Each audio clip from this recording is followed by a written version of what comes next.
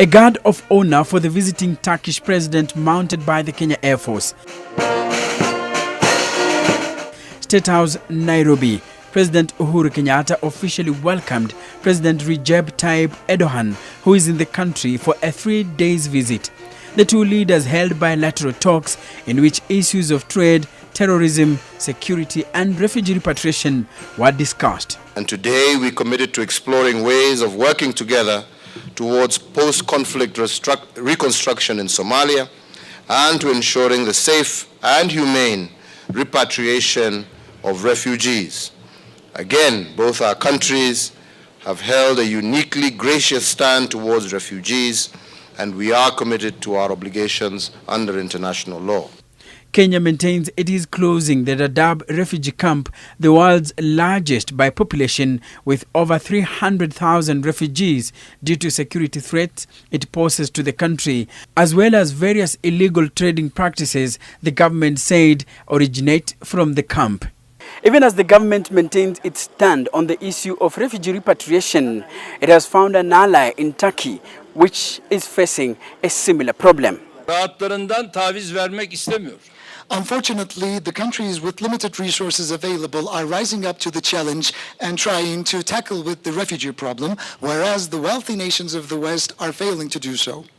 Milyonlarca insanın dramına bunlar duyarsız kalıyorlar. They don't want to compromise on their comfort. That's why they are remaining indifferent towards the suffering of millions and millions of refugees. Bunun adı çifte standarttır, adaletsizliktir. This is a double standard issue and this is an issue of injustice. Since Syria's civil war began 4 years ago, Turkey has maintained an official open-door policy for the victims of the Syrian conflict, absorbing about 2.5 million refugees and spending nearly 8.5 billion sterling pounds in the process. But recently, Turkey closed doors to families running away from the Syrian crisis. Kenya is taking a similar route. After providing homes to families running away from the civil war in Somalia for more than 25 years, Kenya is shutting her doors to refugees from across the eastern border. And those already here are being sent back. Kenya and Turkey have agreed to work closely in ensuring the process is successful.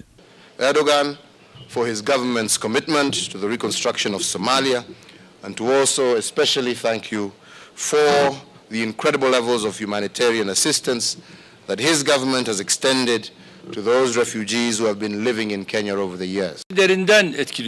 We are all deeply moved and influenced by this very deep refugee crisis and refugee influx. If we cannot eradicate the grassroots reasons which lead people to leave their homelands and seek refuge in other countries, we will never be able to prevail. We have to first dry the quicksand in order for the problem to be eradicated once and for all.